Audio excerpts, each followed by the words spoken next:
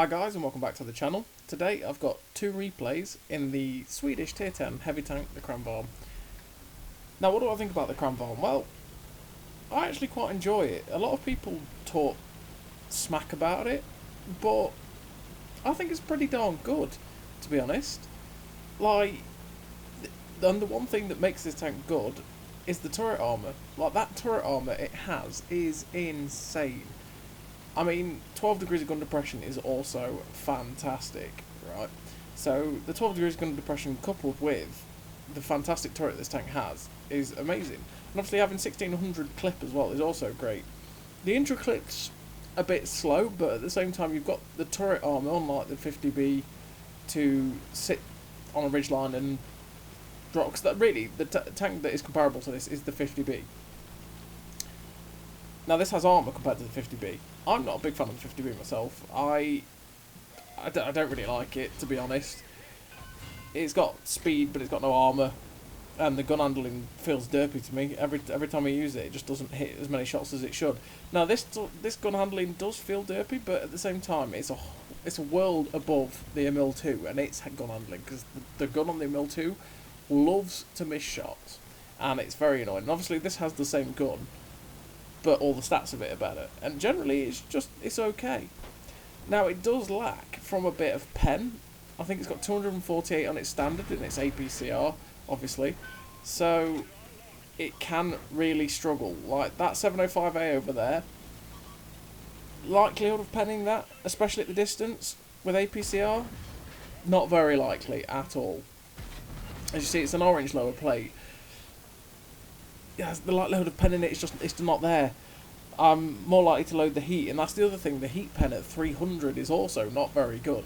So the pen ain't great, but the thing is, you can take a lot of punishment, like I say, with ridgelines and stuff like that, and the turret being good, and you can bounce a lot because the upper plate ain't great, right? But at the same time, if people try and snapshot you, you can ricochet things with it. Same as you can ricochet things off the turret. Right now, I'm basically sat sideways on in front of this 277, but I've got it tracked, and I'm also pummeling all the shots into it. I'm lucky with that last shot, because it could who came barreling in, but hey, well, we managed to get all the tracking on him. We basically dumped a clip into him for one hit taken, and that's obviously what you want to do in autoloaders, because if you're in an autoloader, you want to be able to, you know, have your hit points saved for later on in the game, so that you can take a hit and then dump a clip, you know. So you can, basically, it makes it easy to clean up at the end game. But also, you got to think about your trades, because you don't want to take 3 hits for 4 of yours. What you want to be doing is dropping a clip, and then, say, taking 1 hit for it. So you take 400 damage, and you've dealt out a good 1600, you know. We're unlucky not to finish that UDES, but we're going to switch up target. We're going to shoot this guy as he runs away, but unfortunately I basically misled that shot. He got behind the cover of those rocks that I couldn't quite see where the rocks were. The reload on this tank ain't too bad. I want to say it's similar to the 50B as well. Like, they are fairly similar in terms of their gun. Now this is less accurate than the 50B, but I think the intro clip is the same, and the sort of dispersions and the aim time is similar, so I never quite feel like this has way worse gun handling than the 50B. And obviously they're both sort of different tanks. The 50B wants to be flanking, the 50B wants to be getting behind, whereas this wants to be sitting on the ridgeline going, lol, you can't pen me. But the thing is, this is also, the Emil 2 is sluggish, right? The tank before this is sluggish. But the fact is, this tank gets better engine power, so it does actually zip about. And when you go down, and especially if you go in at slight downhill momentum and stuff like that, you do get up to 60 quite easily. Now obviously the 50B can go up to 60 without even needing a hill, but the fact that you can still do that in this tank, and you do have the durability, is what makes it preferable for me, because obviously I'm an extremely aggressive player. I always put myself in stupid ass places that I shouldn't be in, and the 50B doesn't really go with that sometimes, to be honest. Now, right here, I could have shut down the M46 pattern, but I didn't want the T30 swivelling round and giving me a big 750 loving. So I decided to shut down the T30 because I knew that I could probably take at least a shot or two from this guy before I reloaded again. And I thought I might get some help from the VKB, which, unfortunately for me, he bounced. But then he finishes him off, so we're okay. We don't take any more hits off that guy. Now, there's only 4 tanks left. Now, we knew where that T57 Heavy was. He was basically at G1. And I didn't want to drive in front of him, so I decided to drive back round him.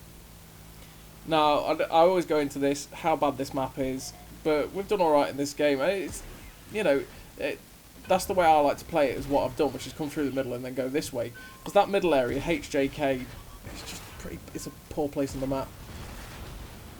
So right there, when I dumped the clip, I knew that I was probably going to start taking hits from the T57 Heavy, right?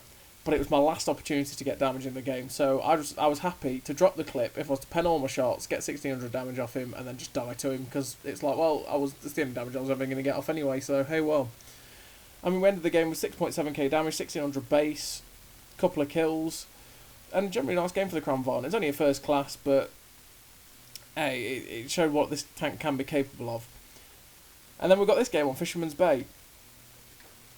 And it's the rubbish spawns. This is basically the spawns on this map that I don't like. And that's because one side gets a whole ridgeline down the one line, and the other team gets the town. Now, the thing is, B12 and A12, the red cap can actually get to those positions quite easily. They might get spotted by the light tank like this guy is doing now, but for the most part, at least half of them could get to A12 unscathed. Whereas, trying to get to the town from this side is a lot harder, because if they get someone spot at E6, they can spot everybody crossing, and everybody can be in good position to get shots across. Now, obviously, I've taken an aggressive position to try and get shots into these guys. This was also during True Vision, you see, as they shoot that conqueror and he gets spotted for a second. It's the stupid mechanic that's in True Vision, which means that if anyone who's unspotted gets shot, they get lit up for 2 seconds, which is just a dumb thing. But anyway, besides that, we don't want to even touch that with a barge pole. So this position is aggressive, because you can try and punish the guys that are trying to snipe your guys at J8. But look what the enemy team's done. They have pushed into the town, and they're already out before our guys have got there. So our guys are kind of in a bit of no man's land. So trying to go to the town from this spawn it's perilous, to be honest, and for the most part doesn't often work out.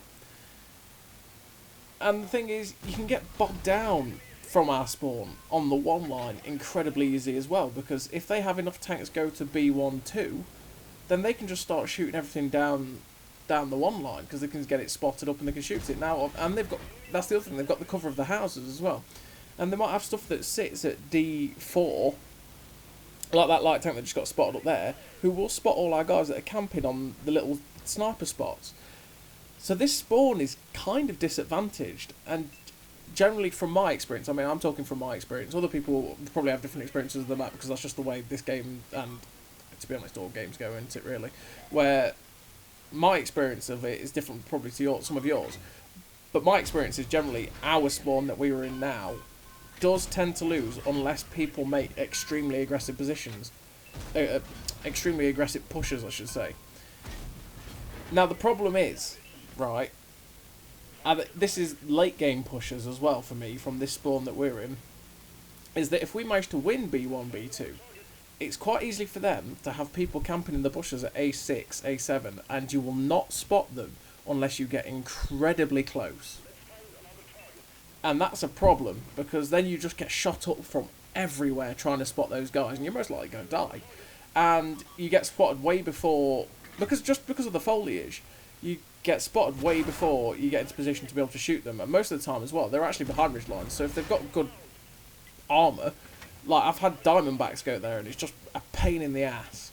You can't get rid of them, and then they just farm people and they just bounce everything, because obviously they've got good armour. Whereas The late game, so that late game push is quite deadly at times. Because a good position to counter is D6, D4, D5. There's a little ridge line you can go hide behind.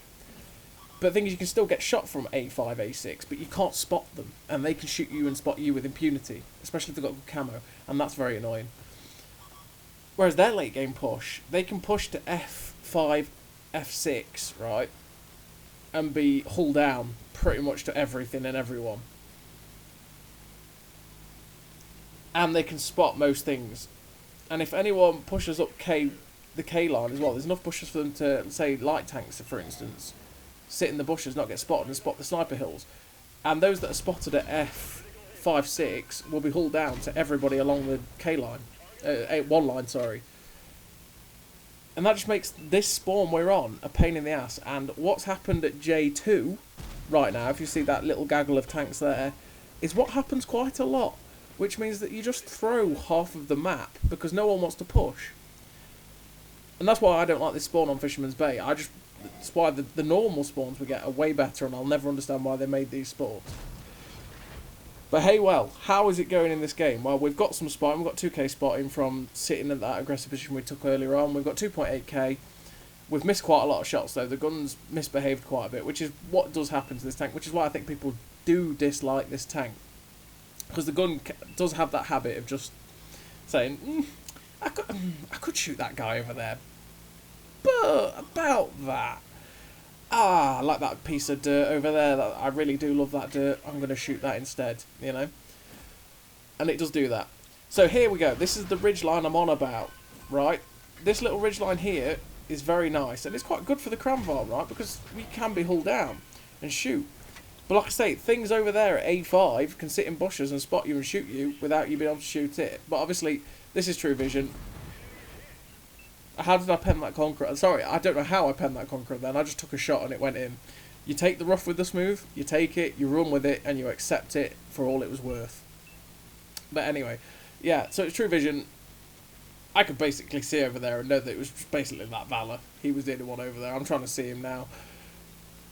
There is the E75 hidden behind the rock, but again, if he wants to poke out to kill me, well, to shoot me even, he's going to basically kill himself. Or I'll shut him down, one of the two. So I'm safe with him there, I'm not really that bothered. But this ridge line is good, because if there is nothing at A6, A7, you can put the hurt on like where these guys are. So obviously that Valor, sorry, is spotted, and I really want to shut him down, so we're kind of hoping for the gun, but obviously he's actually hiding behind a building that I couldn't quite see. I don't know what I can't quite shoot him with.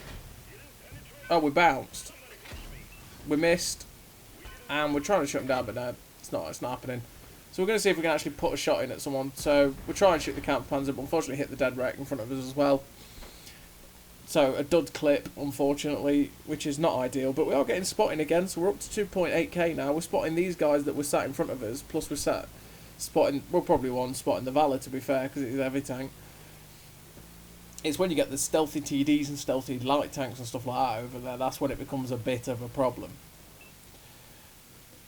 So we're just waiting for this reload now to go in before we start trying to push aggressively and spot again. So here we go, we've got the Conqueror. We're going to see if we can get a shot, but we can't. They seem to have pushed over. Now obviously I'm still worried about that Valor. As soon as I get targeted, I know it's him looking at me over in the distance. And I'm just trying not to give him an easy shot. Which is why I'm moving over here now, because I try and move further away from him. Try and get these houses in between us and try and get shots at these guys that I think are on these mid-ridges. And I'm probably going to be in a good position to shoot. Now I'm coming over here and I'm thinking, oh, I could get a shot at this guy over here, but then we've got this Kampfpanzer. It's a bit tricky as well because I've only got heat left. And I hate heat. I hate heat. I hate firing under heat. And there we go, True Vision at work. I know where the Valor is. Bang, he's gone. We're going to try and shoot the light tank, but he's hiding behind that building. There he is, spotted. I shoot the gun of the 50p because of course I do. Great shooting. Then the gun derps. I mean, I'm taking chancy shots at that Tusk anyway, especially with the heat velocity. So the likelihood of me hitting that guy all that often is probably not. But we shut down the Valor, and that was the only shot we got in that clip, unfortunately. Oh yeah, no, we got 2 shots out of that. We shut down the Valor and we got 1 into the lower plate of the counterpanzer. Missed 2, so 2 out of 4. Sorry, it's not too bad. Could be better. But we're now reloading. We've only got 8 shells left. There's only a couple of them left. So I'm like, you know what?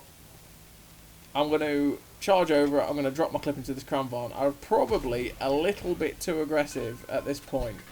And I was probably hoping that I was going to get some help from my medium tanks. But we dropped our whole clip into this Kranvagn. And it's like, okay, I'm now reloading. Guys? Guys? This Kranvagn is now charging me. And I'm like, right, okay, my one option is to oh, he tracked me. And now it's to try and bait a shot and hopefully ricochet it. But he high rolls his 3rd shell, unfortunately. And then he gets a shot into that guy. And that was all she wrote. So unfortunately I got shut down at the end. But I managed to drop my whole clip. And fortunately enough for me, the team is going to carry us to victory. As that Progetto is getting rather riggedy wrecked by an E50. And luckily for us, yeah, like I say, the team carries the game. And we finished that game with 6.3k damage that we saw, 3.2k spotting or tracking or assistance in general. And another nice game for the Kranvagn. And there we go. High caliber, ace tanker, Confederate. We did get a couple of shots blind. Oh yeah, we got one of the Conqueror as well, didn't we? So we did 7k, 3.2k assistance, 10k combined. And it was a very nice game. And it was quite nice to win from that spawn on Fisherman's Bay. Like I said, for me, my experience is we tend to lose quite heavily, quite often from that spawn, unless we do incredibly aggressive things and manage to get away with it pretty much. But yeah, the Kranvagn, I do enjoy it. I think it's quite good. I love the turret armour, and that's just the way it is. So as always, everybody, I hope you enjoyed the video, and I'll see you next time.